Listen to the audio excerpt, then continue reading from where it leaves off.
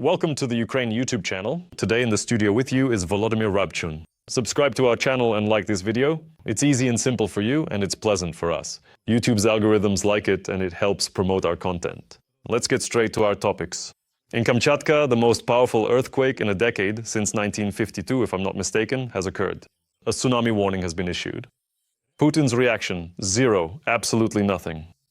As you can see, the problems of ordinary people most likely don't concern him at all. The dictator is now on the clock with Trump. There are 10 days left, actually less than 10 days, to find, well, some kind of compromise with Ukraine, to reach an agreement with Ukraine. Otherwise, there will be sanctions. The ultimatum from the President of the United States is in effect. Meanwhile, Ramzan has disappeared somewhere. As you know, Don Kadyrov almost drowned while vacationing in Turkey. But, as people say, he doesn't sink. At the same time, Don hasn't appeared in public since reports of his hospitalization. Is he even alive? What's happening to him? This and more will be covered in the following segment. In Kamchatka, it's a real apocalypse, a massive earthquake, the strongest since 1950, followed by a tsunami with waves up to 4 meters high. And the preliminary estimate puts the magnitude of the tremors between 7.7 and 7.9. A tsunami warning has been issued, so once again, I repeat the request to move away from the shoreline in tsunami-prone areas. We live in a seismically active region, so we must be prepared for such events. There have been no reports of casualties or serious damage, but strong aftershocks continue and may last for about a month. Whoa. We're shaking a little. We're shaking. Marina, quiet. Marina, calm down. It's all right. It's all right. Dear friends, let me remind you that we live in Kamchatka. Step back. While Kamchatka is sinking from the tsunami, the head of Chechnya, Kadyrov, almost drowned at a Turkish resort. While swimming, he started to suffocate, and then he was resuscitated in intensive care. After the news of his hospitalization, he hasn't appeared in public for 6 days. I keep hearing more and more rumors about my illness. They say I'm dying and that I don't have much time left. First of all, illness and death are the path of every person. No one living has avoided this road. We've heard that his condition is stable. Yes, stable doesn't mean good. It just means he hasn't died yet. We don't even know if he's on any machines or, so to speak, even breathing on his own. The Chechen authorities are not commenting on the situation, especially amid rumors that Kadyrov is dying. Or maybe he's already dead, they just don't know how to announce it yet. After all, in the last published footage a week ago, he didn't look very healthy. 16 hours and 10 minutes when I stopped by my brother, Ramzan Akhmatovich. We're having tea. This is especially for those so-called concerned pseudo-journalists who are spreading all sorts of rumors. What happened? Why did he suddenly start suffocating and drowning? If we look at how many unexpected deaths have occurred recently in Russia and how actively the FSB and other special services use poisons, then maybe it wasn't an illness at all, but something he ate, smelled, or something else? While there are upheavals in Russia, the screws are being tightened outside its borders. US President Trump announced that he is reducing the time frame for a peaceful settlement from 50 to 10 days. There's no point in waiting another 10 days. If you already know what the response will be, then why wait? There will be sanctions, possibly secondary tariffs. The ongoing and relentless aggression from the Russian Federation, the continued and brutal terror against the civilian population, and the critical situation directly on the front lines are now forcing Trump to act more decisively and with greater urgency, since many observers and analysts saw the 50-day deadline previously announced by Trump as a significant opportunity for Putin to continue the war and consolidate his gains. And Trump definitely wouldn't want that. Trump said that he personally became convinced Putin cannot be trusted. We had a great conversation, and then I came home, turned on the news, and saw that Kiev had just been bombed. It was just torn apart. You can't do that. You just can't do that! Wait a minute. I spoke with him 4 hours ago, and now suddenly they started bombing Kiev and other places. I got along with him very well. We talked that day, and I come home and see bodies lying in the streets. So it's a tough situation, and I'm disappointed in Putin. The Kremlin responded to Trump's shortened deadline in a veiled manner, making it clear that they don't care and have no intention of ending the war. We have taken note of President Trump's statement yesterday.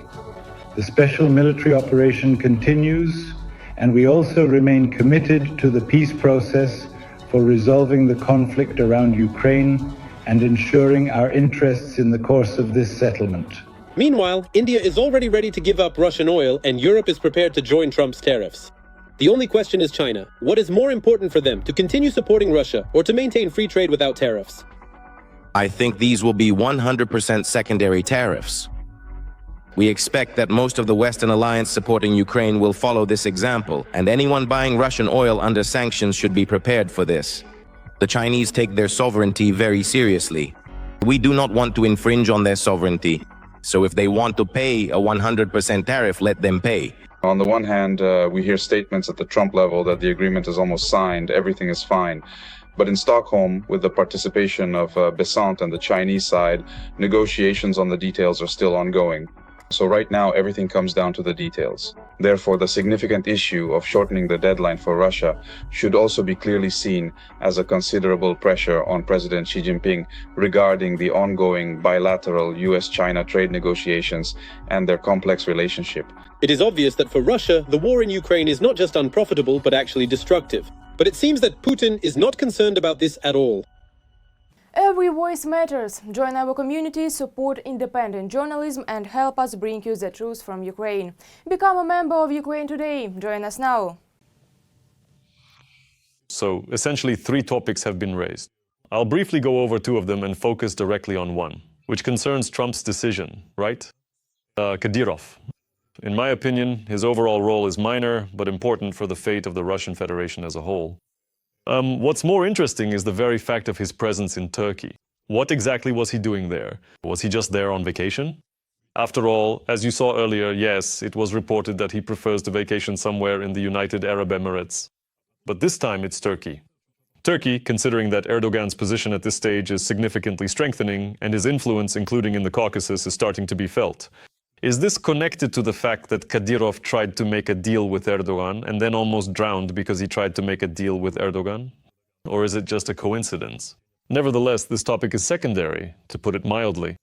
Kamchatka, an earthquake, a disaster, casualties and destruction, and minimal response from the Russian authorities.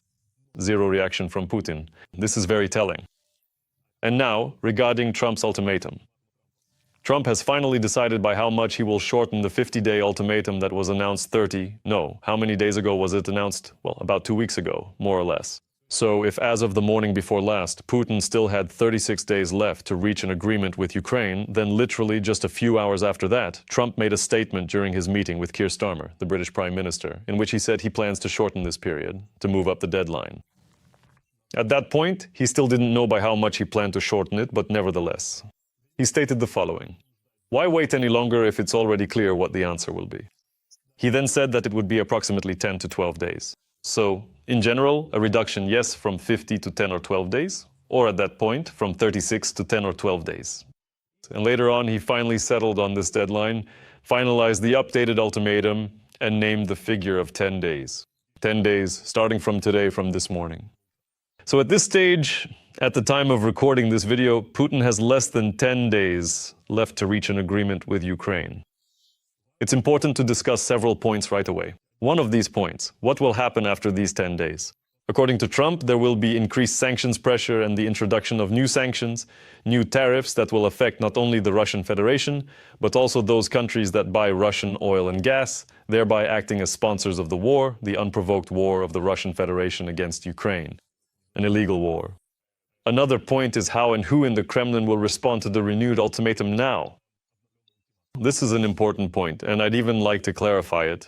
Will Putin respond? Will the Russian dictator Putin react in any way to Trump's renewed ultimatum? Why? Because up until now, we've heard many statements, but these statements have come from Medvedev, from Peskov, from Lavrov. But Putin has remained silent. All this time he has been silent. Apparently, he had nothing to say, nothing to counter with, nothing to respond with. Now, if he continues to remain silent even after Trump's ultimatum has been renewed and the deadline has been shortened to 10 days, this means, or it could mean, that the United States of America has outplayed Putin.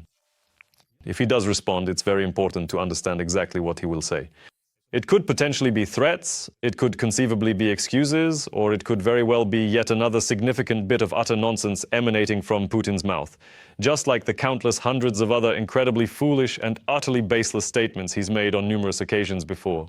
So right now we're closely watching how events unfold. We're closely watching now for the reaction that will come from the Kremlin. And again, yes, we're also paying attention to who will be voicing this reaction. If it's Medvedev, once again, I dare to assume that it will be threats, pure threats, just like the ones we've heard before. And let me remind you, just a few posts ago on X, Medvedev made direct threats of war against the United States of America. Medvedev explicitly stated that such ultimatums are a path to war, and not just a war between the Russian Federation and Ukraine, but a war with his own people. This message was addressed to Trump, yes, exactly. So it was a direct threat of war. If it's Peskov, it'll be a vague response, basically about nothing at all.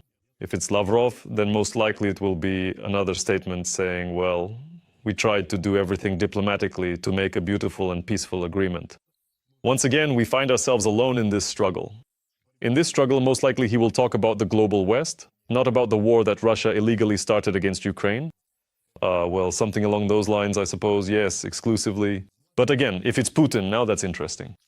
First of all, I think Putin will remain silent. Secondly, if he does start to speak, well then we'll see what happens next. Because the further statements, including those of the Russian dictator, will partly determine the next steps of the White House will depend on them. By the way, there is a certain indicator that Trump is serious about his intentions to introduce additional tariffs, 100% tariffs, or anywhere in that range from 0 to 100% against Russia and against those countries that buy Russian oil and gas. And in addition, to impose further sanctions. Why? Because today, on his personal social media network, Truth Social, former President Donald Trump officially announced the significant introduction of a substantial 25% tariff against the nation of India. Moreover, he specifically linked this move to the fact that India buys Russian energy resources, Russian oil and gas, and purchases weapons from the Russian Federation. So there is a direct connection between the war of the Russian Federation against Ukraine and the tariffs that will be introduced starting from August 1st. Also, by the way, in this same, well, it's not a tweet, but in this same post on Truth Social, Trump wrote, 25% tariff plus penalty for the above, meaning some kind of punishment or fine for the aforementioned actions, right? This is what I mentioned, that India is buying Russian weapons. And India is the largest buyer of Russian energy resources. So if from the first of the month we actually see such a step or the implementation of this decision, it will indicate the seriousness of Trump's intentions.